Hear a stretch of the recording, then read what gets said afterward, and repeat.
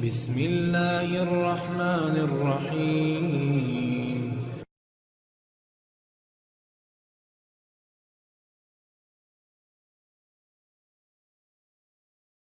وعلیکم السلام ورحمۃ اللہ وبرکاتہ. چھتیس گڑھ سے زینب بہن، آپ نے سوال پوچھا ہے انسان کس چیز سے بنا ہے. کوئی بولتا ہے مٹی سے کوئی بنا ہے اور کوئی اور میں تقریر سن رہی تھی کہ انسان ایک ناپاک کی چیز سے بنا ہے. بہن ماشاءاللہ آپ کا سوال بہت شاندار ہے. آپ کا یہ جذبہ اللہ سلامت رکھے کہ آپ ماشاءاللہ خوب سوال پوچھتی ہیں، اور آج کا سوال آپ کا بہت زیادہ ہی اچھا ہے. اللہ آپ کو جزائے خیر دے. اور سیدہ طیبہ طاہرہ جناب فاطمۃ الزہرا رضی اللہ تعالی عنہ و سلام اللہ علیہ کا سچا پکا آپ کو کنیز بنائے، ان کی باندھی بنائے. جی ہاں بہن، اللہ رب العزت قرآن مقدس میں سورہ رحمان میں ارشاد فرماتا ہے خلق الانسان من صلصال کالفخار.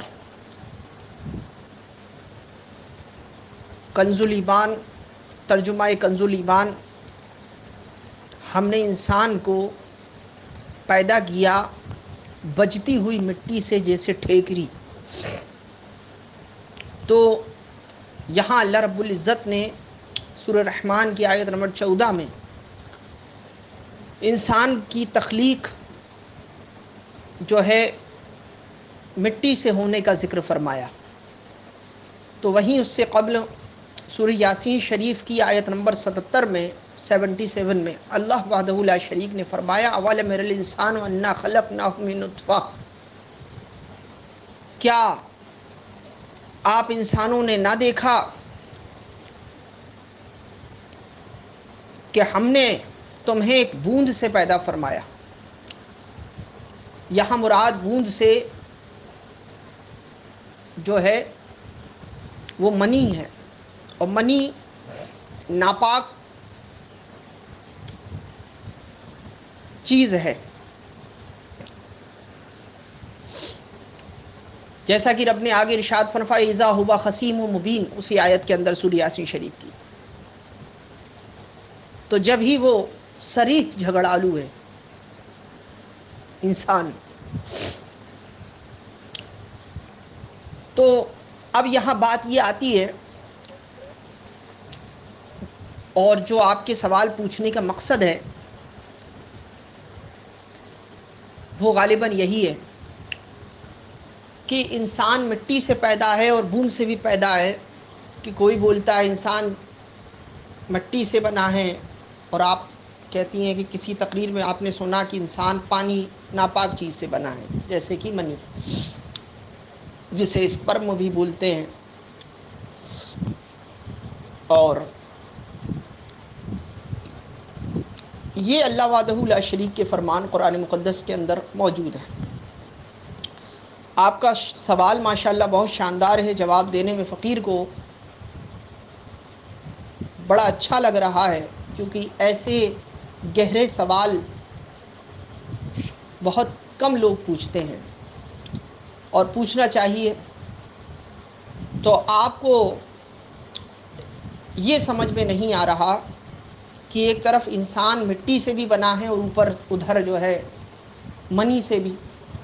تو دیکھیے دو چیزیں ہوتی ہیں، ایک اصل ایک اصول.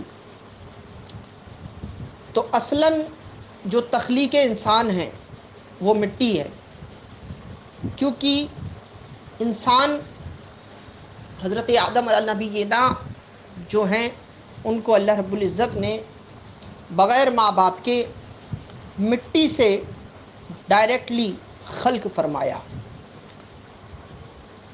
اور اس کے بعد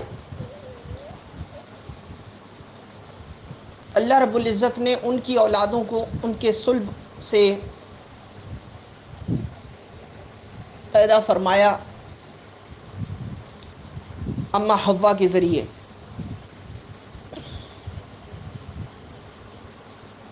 تو اب بات یہ آتی ہے کہ جب انسان مٹی سے بنا ہے تو یہ اس کی اصل ہے، تو پھر یہ ناپاک چیز کا ذکر اللہ نے قرآن میں کیوں فرمایا؟ تو بہن یہ ہوئی اس کی اصل کہ وہ مٹی سے بنا ہے، کہ اس کا باپ، ہم انسانوں کے باپ حضرت آدم علیہ نبینا علیہ الصلاۃ والتسلیم جو ہے وہ اللہ نے انہیں مٹی سے خلق فرمایا. تو ہماری جو اصل ہے انسانی وجود کی، جو تخلیق کی، وہ مٹی ہے. اور اب یہ نطفہ کیا ہے جو ناپاک چیز، اس کی تخلیق کا ذکر بھی اللہ نے فرمایا، تو وہ پھر اس سے پیدا.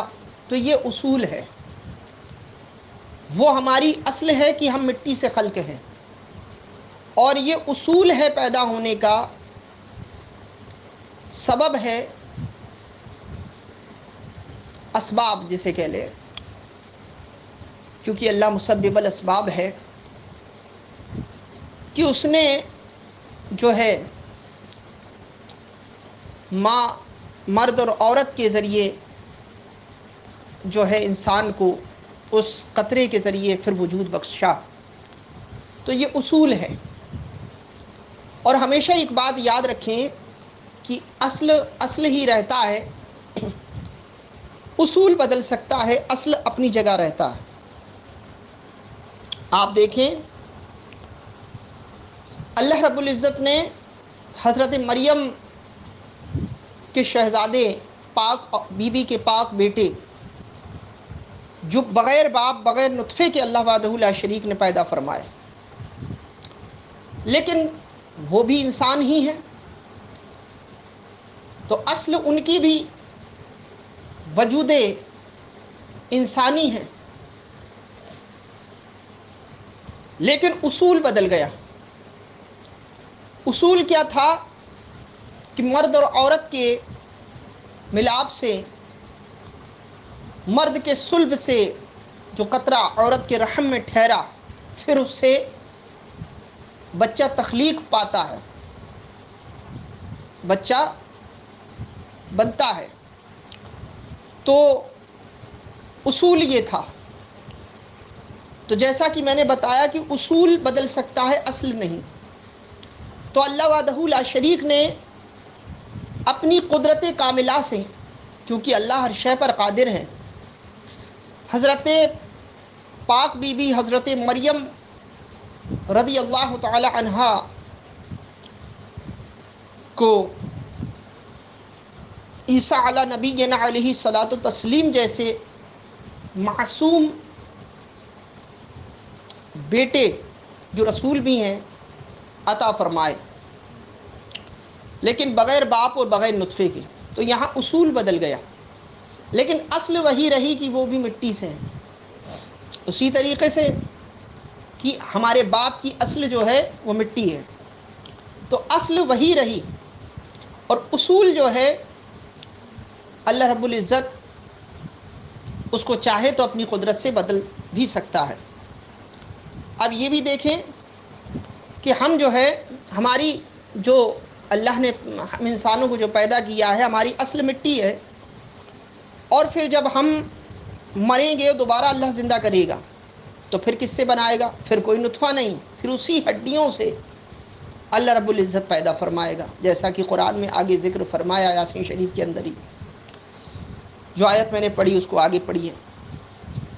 تو اس سے یہ ملتا ہے کہ انسان اس ہڈیوں سے پیدا فرمائے گا، لیکن پیدا کیا ہوگا؟ وہی انسان. تو اصول بدل سکتا ہے، اصل نہیں. تو یاد رکھیں کہ اصلاً انسان کی تخلیق جو ہے وہ مٹی سے ہے، لیکن اصول کے طور پر وہ نطفے سے پیدا ہے. کہ جب تک اصول یہ رکھ دیا اللہ نے کہ مرد اور عورت جب آپس میں ملیں تو ان کے ذریعے پھر مرد کے صلب سے عورت کے رحم میں نطفہ ٹھہرے، پھر اس سے انسان کی تخلیق ہو.